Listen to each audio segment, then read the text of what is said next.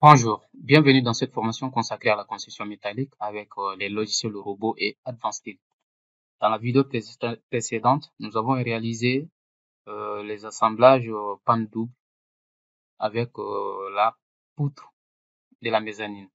Donc dans cette vidéo, on va voir ensemble les cas des pannes sablières. Donc les pannes courantes ici, je vous avais dit que cette partie concernait les pannes des rives, mais en réalité, j'avais oublié qu'on a utilisé un assemblage de ces poteaux sous poutre qui se limite ici. Donc, euh, par conséquent, ces pannes aussi sont des pannes courantes. Donc, du coup, vous pouvez faire la même opération en dupliquant. Donc, par exemple, c'est ça l'assemblage principal. Je clique et puis je valide. Ensuite, je sélectionne la poutre, je valide. L'ordre de sélection, première panne, ensuite deuxième panne. À chaque sélection, je valide. Donc, vous voyez ici, ça passe. Et par la suite, c'est la copie de cet assemblage qui va vous permettre de dégager, voilà, ce tronçon qui est à ce niveau. Alors, donc, pour ce qui est des poutres, les pannes sablières qu'on a ici, donc je vais afficher le modèle. À partir des vues rapides, j'affiche tout le modèle. Une fois que je fais ça, je vais tenter, voilà, de résoudre un petit problème. Voilà, donc je parlais de ça parce que si une fois qu'on va faire la copie de cet assemblage au niveau de ces poteaux, vous allez voir que ces pannes sont des pannes courantes. Donc, on peut le considérer comme panne sablière lorsque ces pannes-là relient nos poteaux entre eux. Donc, ce n'est pas le cas ici. Donc, du coup, on va l'utiliser autrement. Donc, on a aussi ces pannes qu'il faut décaler vers l'intérieur dans l'axe de ces poteaux pour pouvoir réaliser l'assemblage. Donc, ce sont aussi des pannes sablières. Dans un premier temps, je vais me positionner sur la vue de droite. Ensuite, je sélectionne, je sélectionne ici l'ensemble des, des pannes. Ensuite, je vais sélectionner mes poteaux à ce niveau.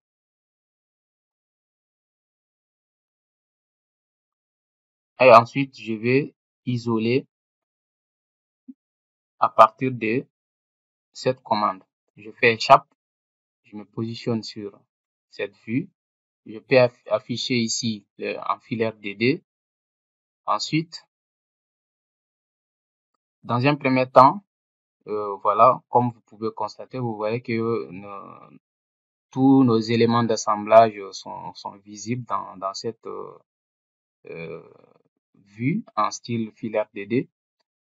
Donc ici, pour les cas des pannes sablières, donc nous avons notre poutre qui est là, de la mezzanine, et on a un dépassement de la panne sablière ici. Donc je clique dessus. Il se trouve que ce n'est pas IPN 140 mais 160. Donc lorsque je vais aller au niveau des propriétés, je vais vérifier l'épaisseur de l'aile. Donc l'épaisseur de l'aile, je descends un peu. Épaisseur de l'âme, épaisseur de l'aile, ça fait 9,50. Donc 9,50, c'est le décalage que je dois appliquer ici. Mais on a un petit décalage à ce niveau aussi. Donc on va arrondir ça à 10 mm. Donc je vais me positionner sur une vue isométrique. Et comme vous voyez, j'ai toutes mes pannes sablières sélectionnées. Donc je viens dans Outils, Copie Advance et je pars dans Déplacer et puis vous donnez ici 10 mm et vous l'appliquez. Donc automatiquement, quand je reviens sur la vue, vous allez voir que c'est bien placé à ce niveau. Donc on va procéder à l'assemblage.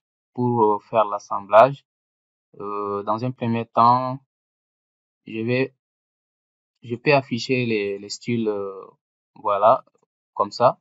Ensuite, je vais tenter de partir sur la base de cet assemblage. Si ça peut gérer mon affaire, tant mieux. Le cas échéant, je vais procéder au paramétrage. Alors, je clique sur le cuboïde.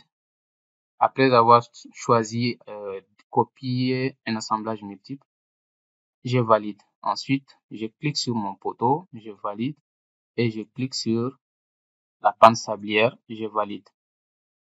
Donc ici, vous voyez que ça déborde. Ça déborde. Donc, je dois choisir une cornière soit à L égale ou inégale, de telle sorte que voilà ça puisse rentrer dans cette dans cette zone de lame de mon poteau.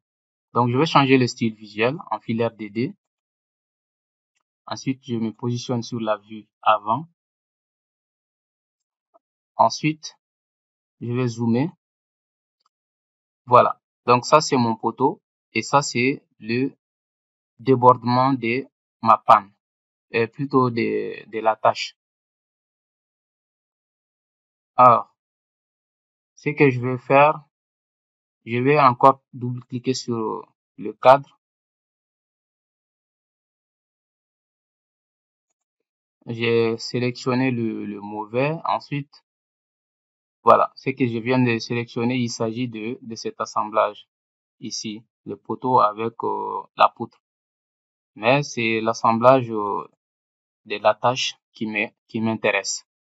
Alors, donc ici, je vais mettre ça de côté. Ça peut vous paraître un peu compliqué de suivre à ce niveau.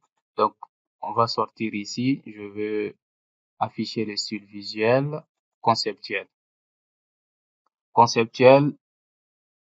Donc, je vais aussi afficher tous les modèles. Ensuite, je me positionne sur cette vue. Je vais m'intéresser seulement à cette ligne.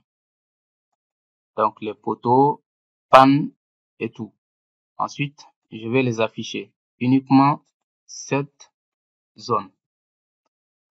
Ça, c'est fait. Donc, vous pouvez maintenant suivre très facilement. Si vous voulez, vous pouvez aussi vous limiter à ces deux seulement. Donc, pour ne pas trop charger la vue. Donc, style filaire DD, je vais zoomer. Donc, ça, c'est l'alignement de mes poteaux. C'est connu. Et puis, ce qui est encore visible, c'est ça. Donc, je vais sélectionner le cadre pour le paramétrage. Je vais juste voir au niveau des cornières, la section de cornières. Je vais utiliser ici, voilà, 80, ça va être la liaison. 80, ça, je vais garder 80 ici, mais ici c'est 80 qui ne peut pas être maintenu. Donc je vais voir au niveau des sections des cornières à L inégales. Donc c'est ce type que je vais utiliser. Ensuite on va dans 80 fois 60 ou 70. Donc on va aller 80 fois 65. Voilà. 80 fois 65 fois 8. Comme on avait la même épaisseur. Donc comme vous voyez ici, avec 60, 65, il y a toujours un petit chevauchement à ce niveau. Donc vous voyez que le poteau est là et la cornière d'attache est là. Donc je vais encore changer. Au lieu de 65, je vais utiliser 60. Si je trouve une section 80 fois 60. Donc 80 fois 60 fois 7. Donc il n'y a pas 80 fois 60 fois 8. Du coup, voilà. Donc je vais me contenter de ça. Comme vous voyez ici, l'aile est bien calée dans l'âme de mon poteau. Donc, je peux partir avec ça. Ensuite, je vais chercher au niveau de boulon. Donc, c'est l'anthrax horizontal qui m'intéresse ici. Donc, je vais mettre 40. Donc, vous voyez, au lieu de tractionnage, je veux, s'il y avait un moyen de mettre ça sur centré, mais donc boulon c'est trop près, tractionnage c'est bon. Et je vais mettre ici 35 pour voir. Voilà, 35 ça me parle un peu, mais je vais zoomer pour voir s'il n'y a pas de chevauchement à ce niveau. Sur la verticale aussi, de part et d'autre, comme c'est deux côtés, je vais mettre 35 partout. Voilà. Et là, si je mets 30, donc je vais mettre 37. Bon, pour 7, c'est dans ce sens. Alors qu'on n'a pas de boulon avec cette configuration. Mais c'est pas un problème. Et maintenant, on va partir pour vérifier. Je vais sélectionner l'Eurocode. Ensuite, je coche le torseur. Je lance la vérification. Voilà, à la fin, l'assemblage est correct. Donc, sur ce, on peut garder cet assemblage comme ça. Donc, je me positionne sur une vue isométrique. Vous voyez que j'ai 80 dans ce sens et ici, j'ai 60. Donc, pour les autres aussi, dans la prochaine vidéo, on va traiter ces cas.